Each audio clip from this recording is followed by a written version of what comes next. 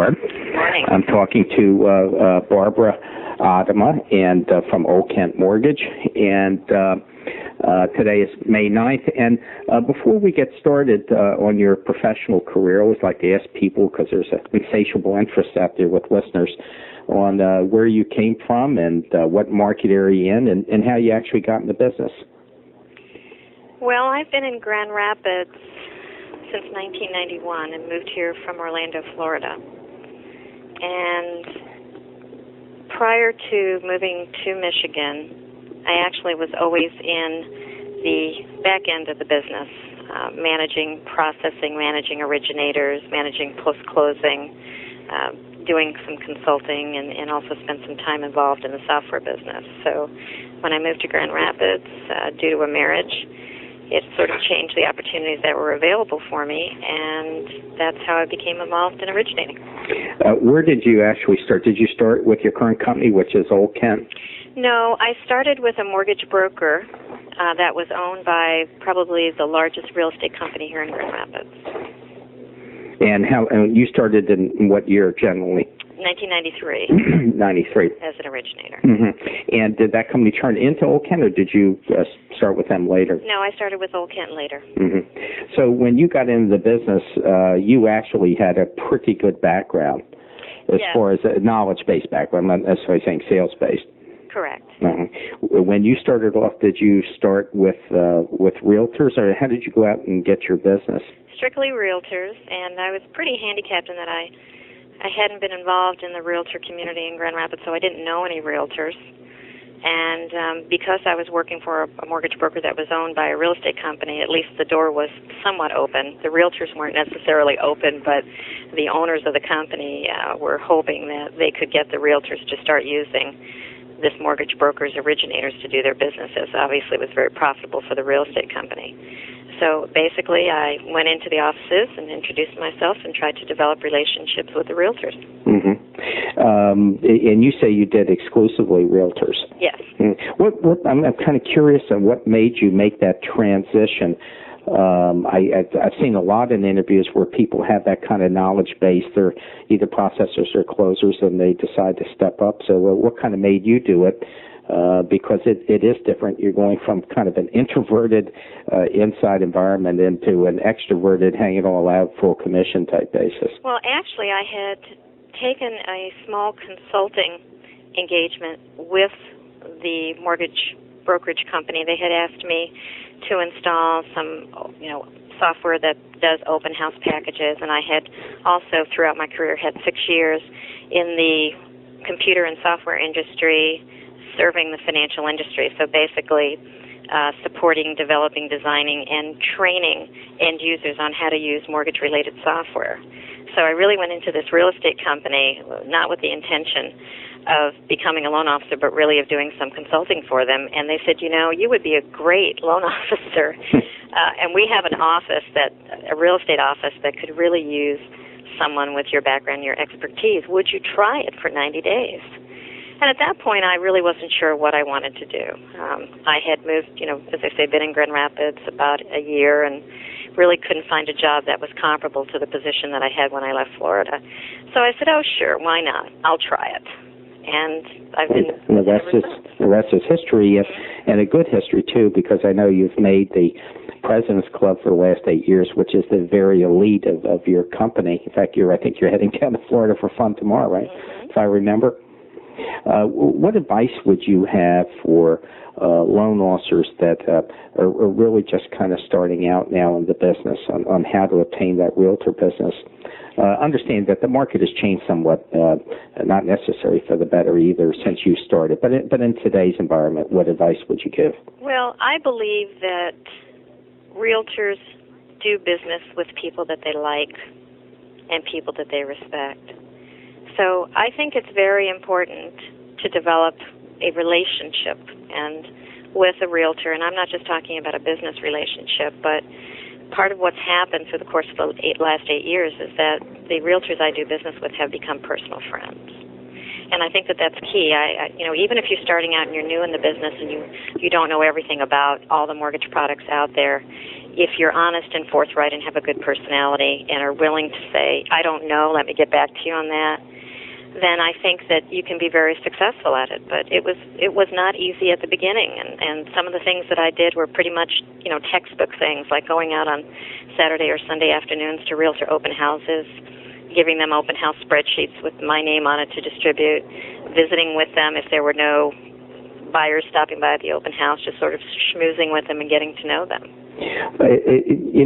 To be maybe a bit of a devil's advocate here, I think in all the interviews that I do, and I do a lot, as you know, there is one common thread that goes through all the interviews, and only one, and that is relationship-based selling. So in a way, I kind of know that going in, but I'm more pointedly kind of interested in the specific things that you did to become successful and what you would recommend today. Open houses is one, and I happen to think I used it myself, as a matter of fact. I think that's a very effective one. But how about delving a little bit deeper and talking about how you got around the front desk, how you got in to meet some of these people, some of the things that you did to create those relationships? Well, I think a lot of it is that, unfortunately, until you can build and inspire loyalty and confidence in a realtor, a lot of it is just being in front of their face. And, I used to hear that all the time, and I didn't believe it, but I think it really is true. And that is, pick an office or a group of offices or a group of realtors that you want to call on and get in front of their face. Be in their offices, even if you're just quietly passing by. Obviously you have to ask for the deal at some point, but just letting them see that you're there. As you know, a lot of loan officers come and go in this business very quickly. A lot.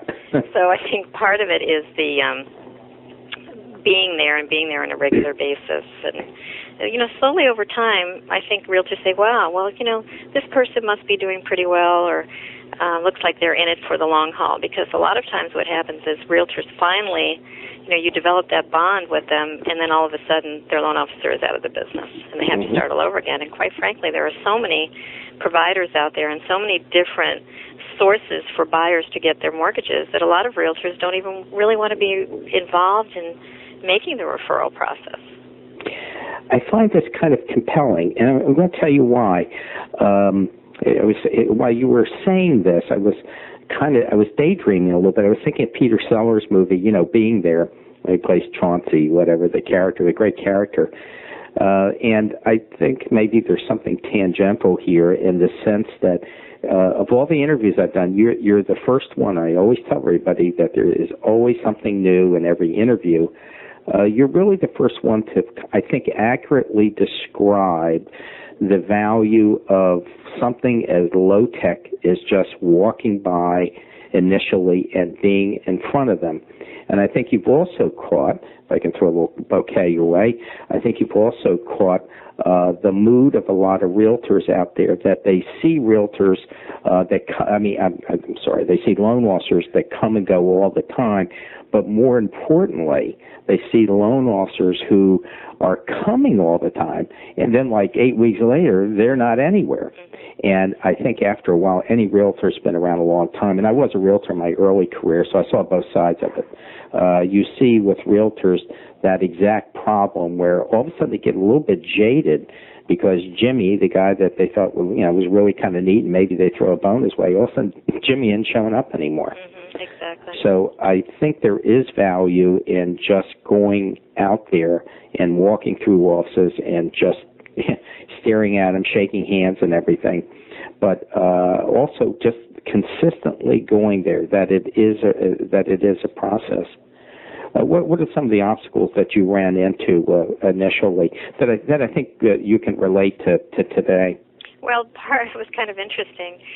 Part of what I faced was the fact that this mortgage broker office that was owned by a real estate company had many different loan officers in and out of the door, and it had different managers in there.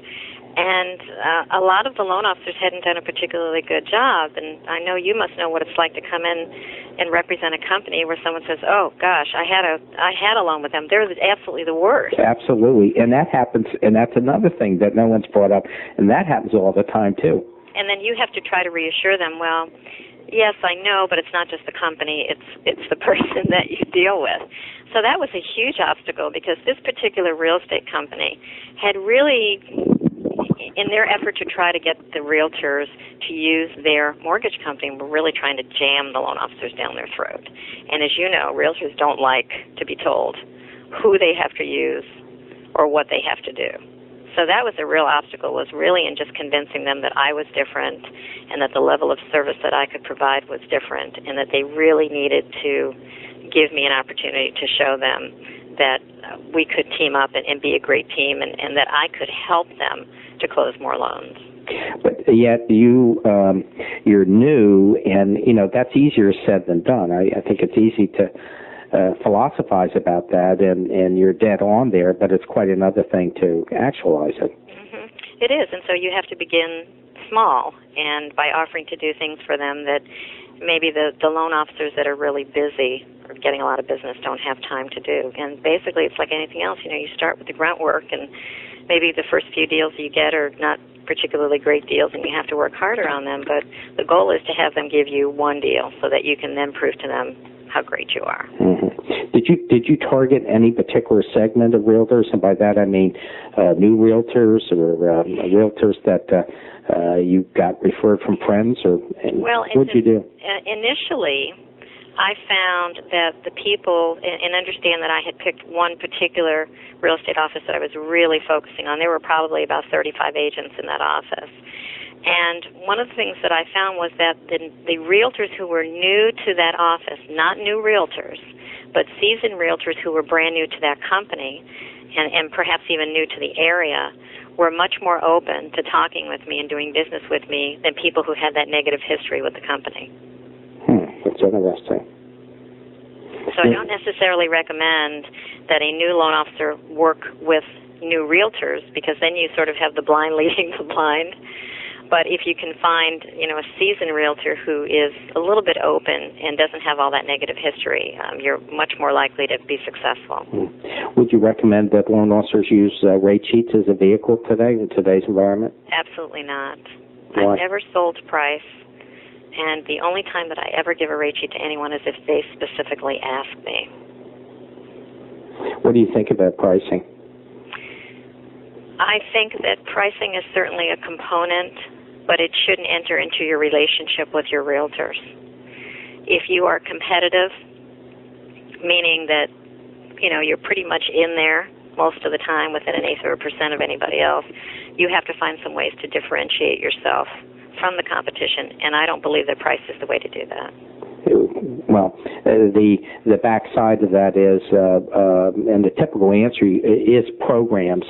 And while we're not interested in anything of a proprietary nature with your company today, do you find that differentiating yourself is easy, or is it difficult? I mean, is it the eternal search for something that's different about you? No, I don't think it's difficult at all, and I don't necessarily think that it's a function of the programs that you have to offer. I think it's a combination of things, but I think primarily it is the ability to do what you say you're going to do when you need to do it, to follow up, to give great customer service, not good customer service, but great customer service, and to be accessible so that your realtors know how to reach you when they need something. Now you've raised an issue I want to talk about, and that's accessibility. What do you do? First off, how important do you think accessibility is in the broader scheme of things on the scale, continuum of things, least important and most important? And then how do you go about doing it yourself? Well, I think when you're new, it's critical, because if they don't know you and they can't reach you, they're going to pick up the phone and call the next loan officer. What do you mean by not reach you? Are you talking about within a minute, 10 minutes, half hour? I would say probably within 15 to 20 minutes. Okay. Now, some of them have a little bit more of a tolerance level. They'll wait an hour. And a lot don't even have a tolerance level for that. That's true. I mean, they dial, don't get you, down to the second one. Well, and you have to have some empathy for the realtor. If they've just gotten a floor call someone who wants to see a property and they don't want to waste their time by rushing out and showing a property to someone who might not be qualified, and they've said, let me just have a lender call you, take a couple of minutes, make sure everything's in order and that you can qualify to purchase this home, they can't get hold of you. They're on to the next loan officer. Now, once you've built a relationship with them, the realtors that I have that I've been doing business with for 5, 6, 7, 8 years, they know that they can call me at home on the weekend, but they also know that they can always reach me or reach my assistant, and rarely do they have to wait very long before they would hear back from me. What kind of vehicles did you have by that? I mean, do you carry a cell phone and a pager beeper, or what do you use so people can get hold of you? Well, initially when I started out as a loan officer, it was really the pager that I was tied to, and I sold that to the realtors as part of my package, and that is I'm very accessible. You can reach me by pager. I don't use the cell phone, which I guess probably sets me apart from many of the other loan officers today. I have a mobile phone in my car, but I don't give the phone number out to anyone other than my office has it for emergencies. Actually, with high achievers, you're right in the profile of what they do.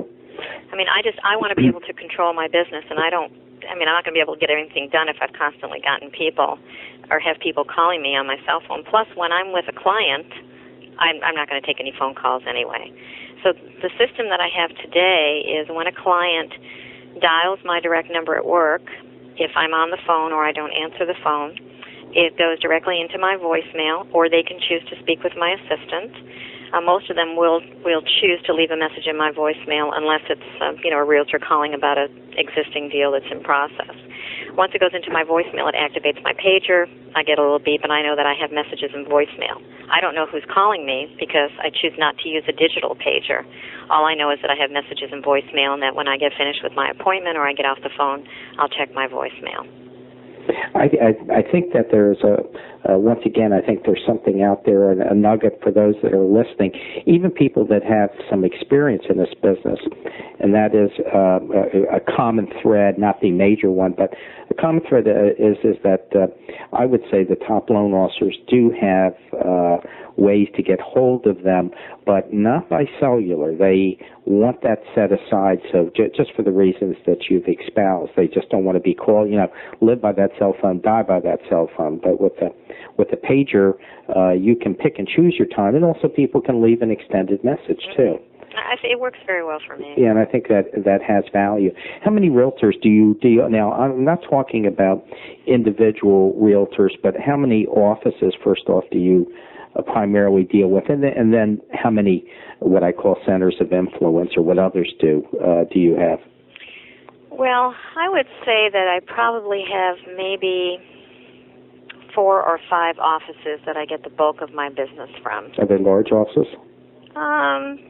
They range anywhere from probably 15 to 30 people. Yeah, that's pretty large. But I may only have 2 or 3 people in each one of those offices that I do business with. And what's really kind of fun about this business is that realtors tend to jump ship in addition to loan officers.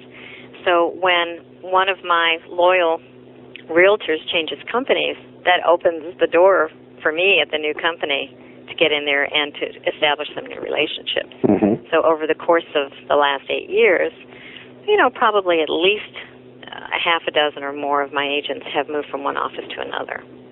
And I always look at that as a great opportunity for me. Right. Yeah, I think it is.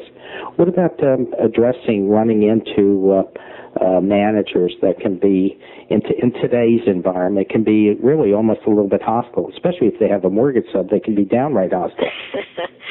Well, that's where I don't have to bump heads with them anymore because I have my relationships to the point where I'm not actually going in to offices on a regular basis. I try to at least, once a month get by the office and visit, but I think that I have a solid enough reputation that even if the manager sees me, they know of my reputation, I can shake hands with them and say hello. And I don't know of any real estate company who owns a mortgage company, at least not in my marketplace, that has been really successful at it. And so when they see me come in, they know who I am and they know that I represent a great company and that I'm a good loan officer, and I haven't had that problem.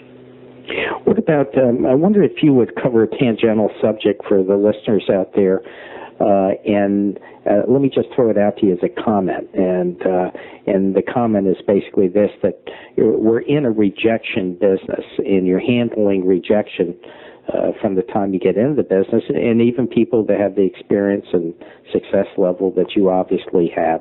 You still get rejected. I'm not saying you get rejected every day, but you do. And I just wondered.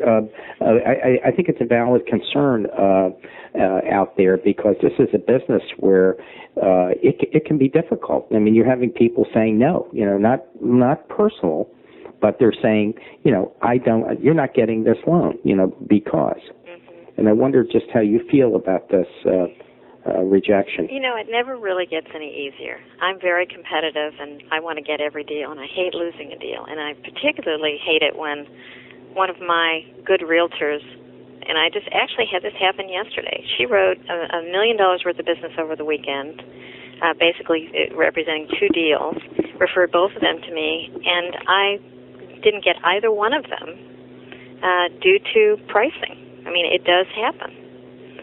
And I felt bad about it, number one, because when she refers business to me, she really wants me to get the business. Not because so much because she likes me and wants to see me be successful, but because she trusts me, and she'd much rather work with me than have the buyer work with some company on the other side of the state or the other side of the country, or someone that they found, a mortgage company that they found on the internet. So I take it very personally, and I don't know that it ever gets any easier, except that when you're doing enough business, you say, well, you can't get every deal, but boy, I sure wish I'd gotten that one. Well, you said you lost 2 deals there over pricing. It leads me into another area. Maybe if we could, as I said, we don't want to get anything proprietary.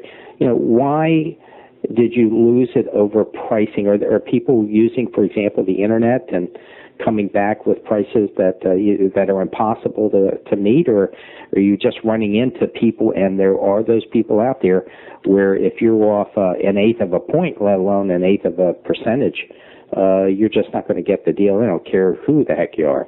Well, I think a lot of it has to do with the volatility of interest rates right now, and I'm sure that there are a lot of lenders out there that are, trying to hold on and maybe have some cheaper money available, but, I try to be graceful about it. If I can come close, if I can do anything, obviously as a 100% commission loan officer, we do have some flexibility in terms of making adjustments, but in this particular situation, we were in that particular program that buyer ended up choosing, we just were not competitive. Yeah, it's kind of a version of people that are calling around, what's your first question out of the mouth, what's your rate today? And,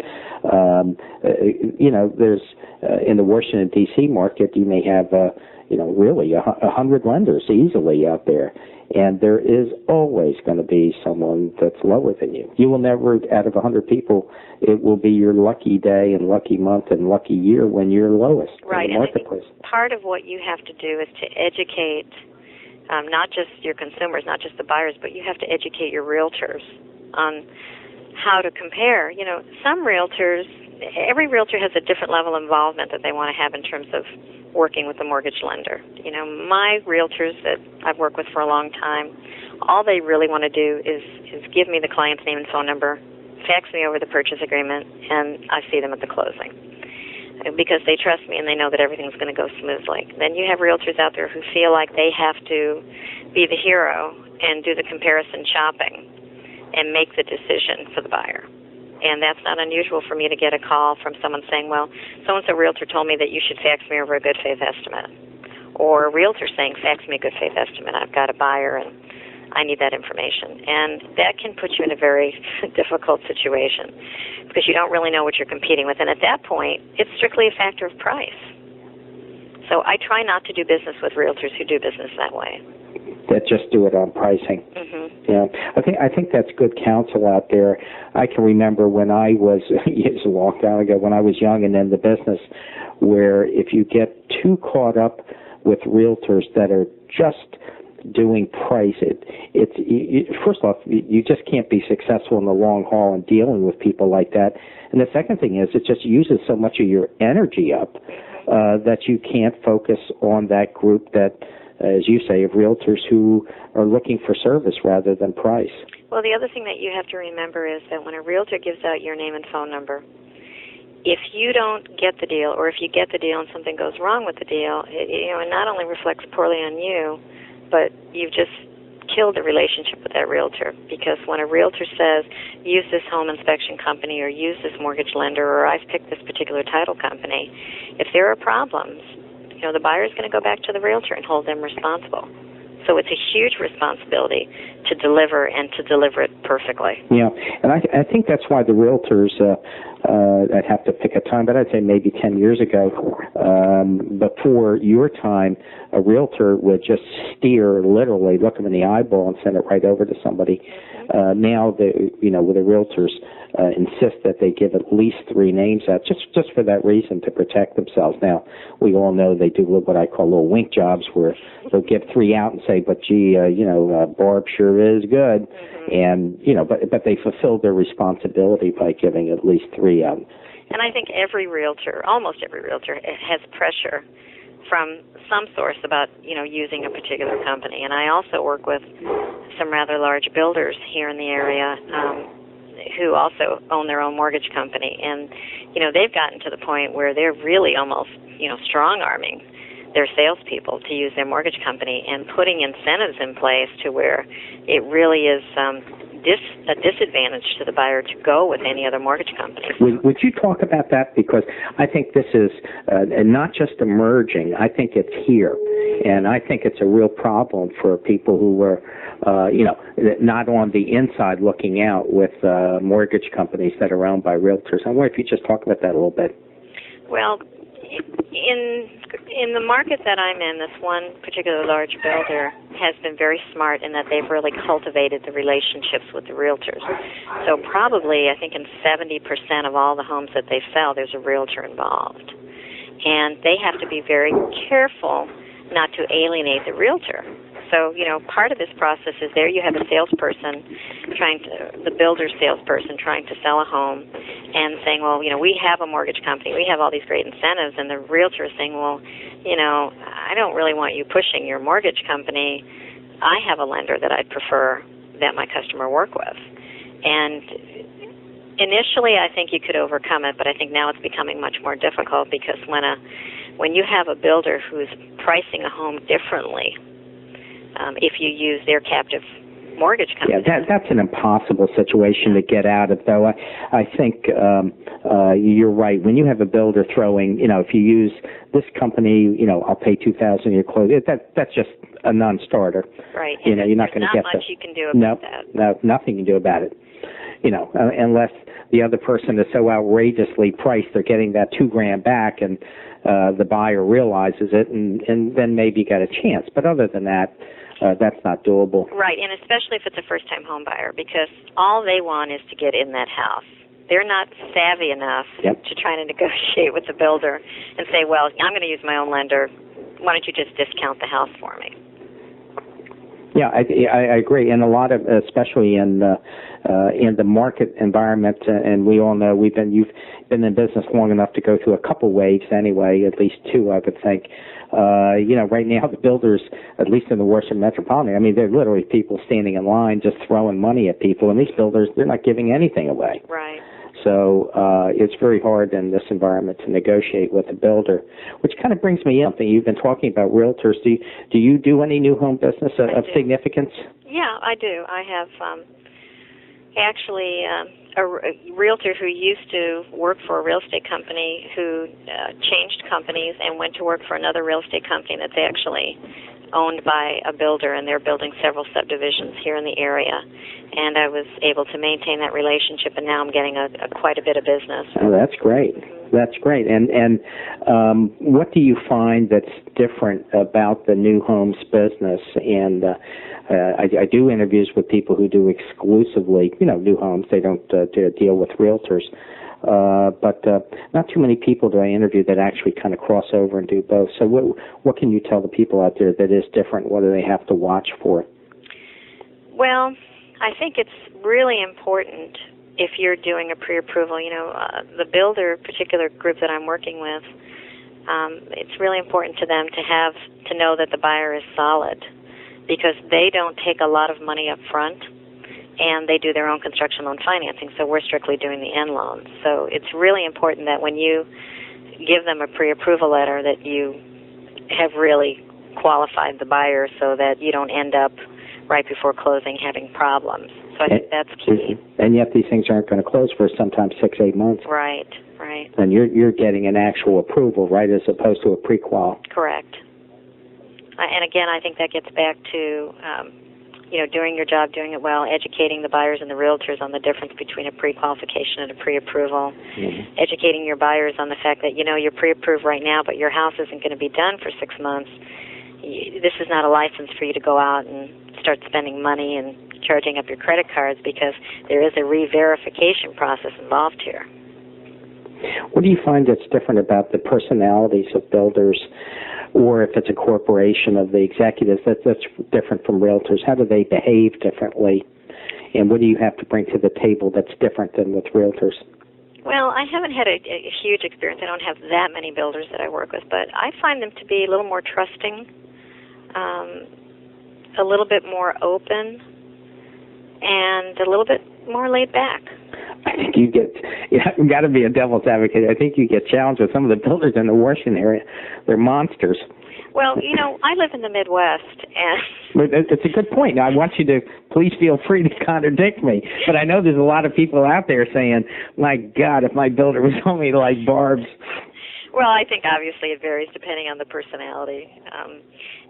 Again, I think it comes down to doing your job and not just doing it good, but doing it great, and just being there throughout the entire process and taking care of the details.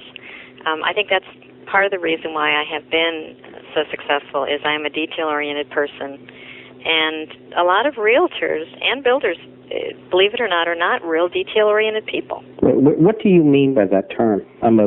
It's not that I'm confused, but it's just for our listeners out there. Well, putting a mortgage together and getting to the closing table, which is key because I don't get paid unless we close, is really putting together a whole bunch of little things. And I've known loan officers where the closing occurs and everything's not together. They forgot to order a survey, or they forgot to get a particular condition, or they forgot to inform their buyer that they needed to bring a particular thing to closing. And sometimes it's as simple. You can't assume anything in this business. You don't assume that your buyer knows that they have to bring a paid receipt and proof of insurance to closing. Don't ever assume they know where to go for the closing. I've had people show up at my mortgage office for closings. Don't assume that they know that they have to bring a cashier's check. So if the buyer shows up at the closing and he's not prepared, or the package is improperly prepared, you're going to be the one that the realtor is going to hold responsible. I'd like to kind of switch signals on you a little bit. We've talked about realtors, and we talked to some degree about builders. I want to talk about the people who are out there buying the homes, the purchasers out there, and how you maintain relationships with them, before the deal and after the deal. For example, do you keep a database of your people, and do you keep in touch with them? I certainly do. I have, from day one, when I took my very first loan, have established a database, and I do send out regular mailings. I also keep all my realtors in a database, and I try to send out a quarterly newsletter to all of my realtors, and then I try to send out some sort of a newsletter to all of my past buyers at least once a year.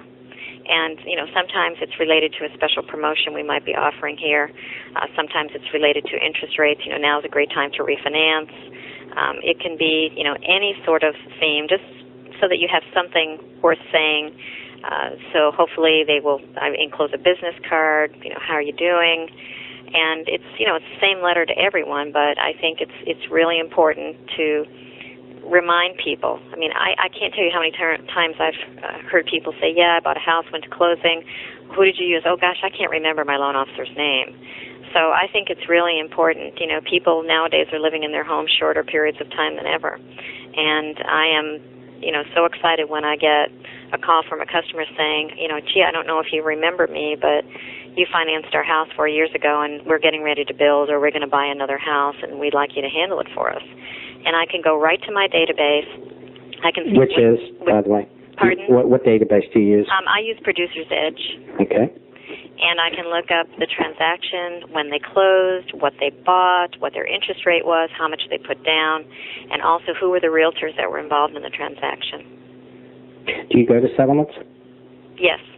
All of them? Always? Always. And why do you do that? Well, I think it's important for a couple of reasons. The primary reason I started going to closings was because if there was a problem, I wanted to be there to fix it. Sure, I very didn't valid. want to hear after the fact that there was a problem and we couldn't get hold of anybody at your office.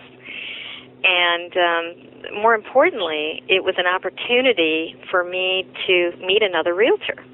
I try to be pretty diligent whenever I get a new deal is to immediately contact the listing agent and introduce myself. And I depending on how busy I am, I don't always get to do that. But at this closing, I know I'm going to have an opportunity to meet the listing agent. And that's a really great time to hand out your business card and to try to establish a relationship with them. Plus, a lot of loan officers don't go to settlements, and so you're sitting there by your lonesome and with no one else sometimes at the table. Mm-hmm. You really have free access to the listing agent. Absolutely. And unless I'm on vacation, I do go to every closing.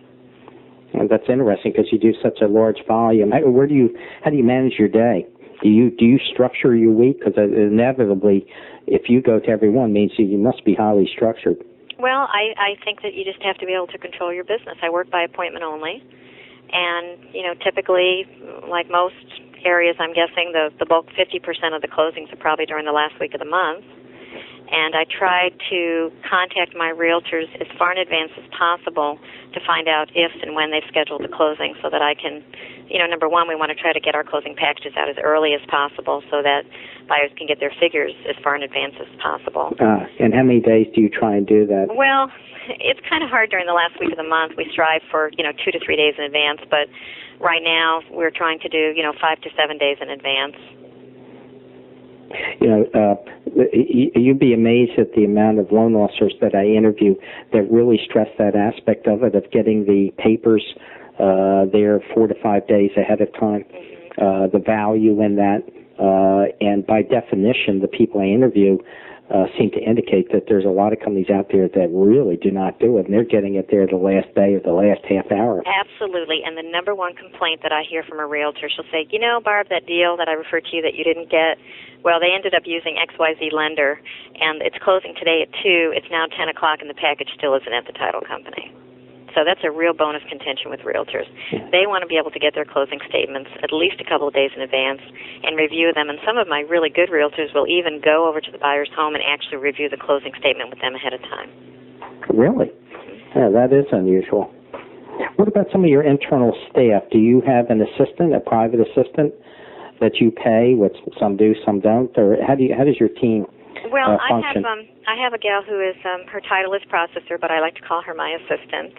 And initially, actually, when I came over here to Old Kent, I brought her with me. That was part of the deal. They asked me if I had someone I work with that I'd like to bring, and I jumped at the chance because you know how hard it is to find someone that you really click well with. Absolutely. That sticks with you. And I don't pay her. The company pays her. And, I try to treat her well and to respect her, and I think we work well together.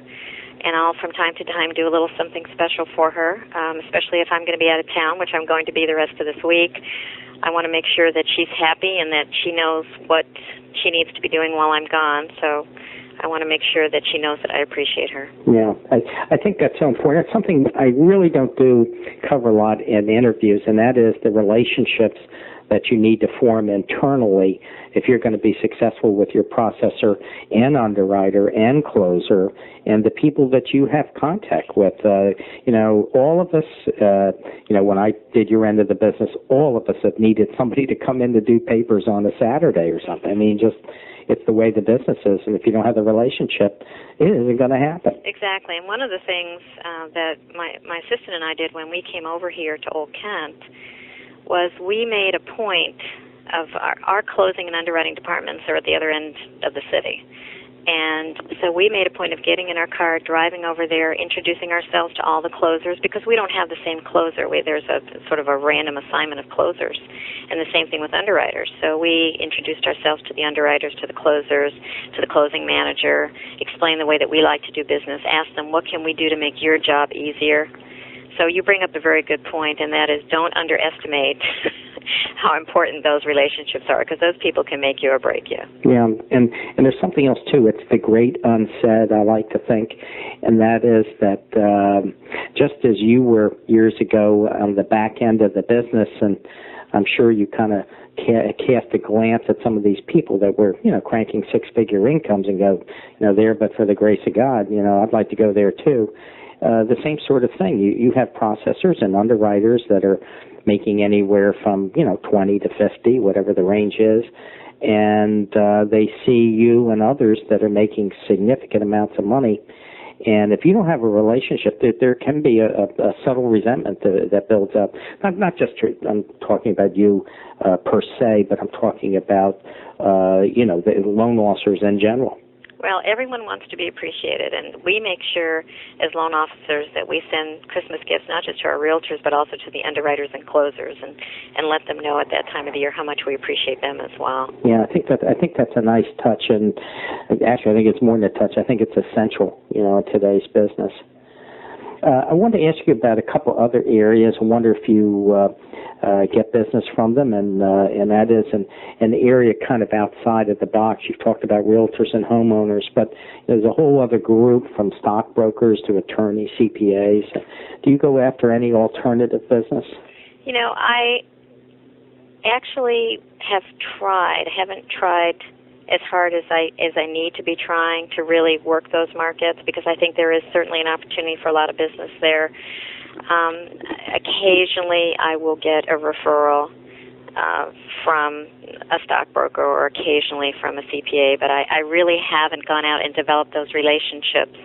And that's certainly something that I think is a great opportunity, but I'm blessed to say that I have been so busy with my core business, which are my realtors, that I really haven't had the time to develop those other relationships. But do you think it's important for people out there to look at those alternative sources? Absolutely. I think it's tremendous opportunity, and you have to have sources of business, as many different sources of business as you possibly can. Mm-hmm. Let me ask you, you must have, I'm not interested in necessarily how many kids you have, but you must have a personal life too. You alluded to the fact that you got married and moved up here. How do you manage your personal time in relation to your professional time? By that I mean evenings and weekends. Do you have some sort of informal game plan in place to take care of all that? Well, when I was starting out in the business here, from time to time my husband would complain, well, you're on the phone till 10 o'clock at night, and you're working on the weekends and you're working in the evenings, and so I've tried to really sort of monitor that. But generally speaking, I don't work in the evenings unless it's absolutely necessary. My husband and I maintain a date night during the week. Oh, I like that. That's the first one I've heard, date night. And then on the weekends... And what night is date night? Date night is date night. So okay, I love it. Schedule an appointment with me then. That's great. And I try to reserve weekend appointments strictly for relocation. And that is, if I have a buyer who's coming in from out of town, they're only going to be here for the weekend, they're probably going to buy, it's the only time they really want a face-to-face as opposed to taking the application over the phone, I will come in and meet with them. But generally speaking, I don't work weekends, and I try to not to work evenings unless it's absolutely necessary.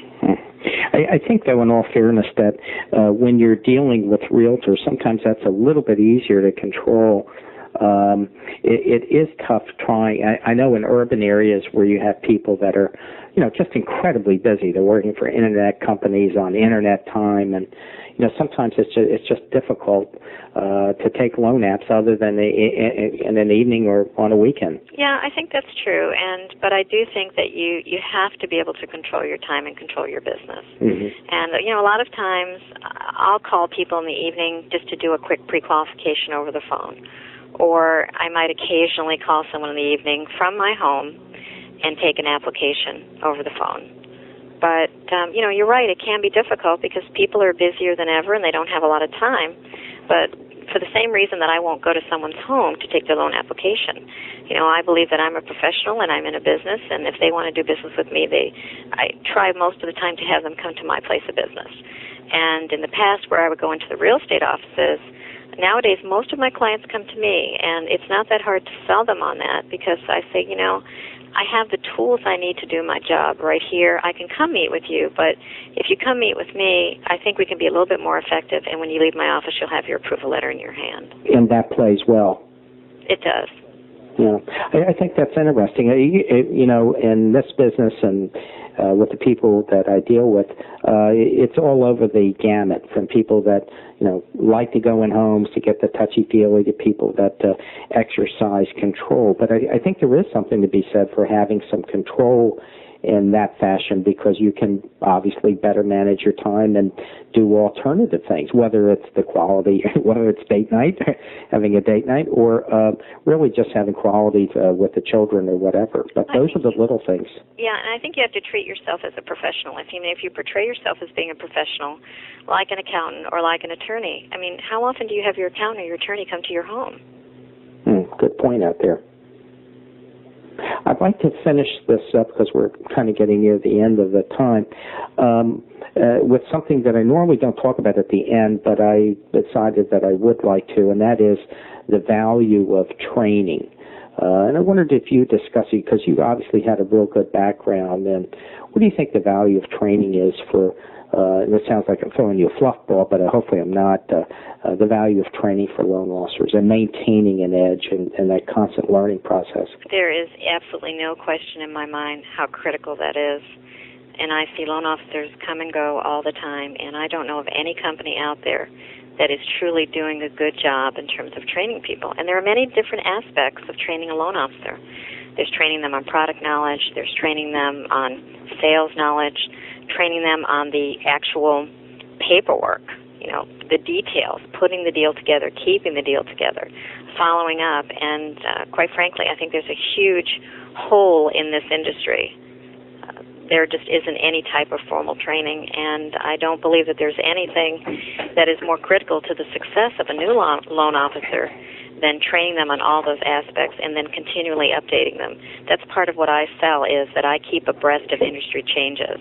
There are so many programs coming out. Practically every day. We're a large company, and we get updates to our manual, our policy and procedure manual, with new products and new programs. Practically every day we're getting something, and it's a real challenge to stay abreast of it. But I believe that there isn't a program that we can't do. I have yet to find a buyer that I haven't been able to satisfy in terms of making the deal work. But part of it is knowing what you have available in your toolbox to service your clients. Mm-hmm. Well, I think I'd like to end on that note. I think there's a lot of validity in your comments on the training out there. I don't think you'll be surprised to know at all that most of the people that I do talk to absolutely agree with that, and not only individuals that I talk to, but also Freddie and Fannie and the MBA and NAMB. Everybody feels that there's really a lack of training. And, it's funny, when you get down to it, sales is, at its very core, is know your product, know how to close. It really is as simple and as difficult as that. I agree. Well, look, I wanted to thank you very much, Barb, for taking the time to talk to us today. I thought you made a lot of very pertinent points, and I think there's real value for our listeners out there. And once again, thanks so much for your time. You're welcome.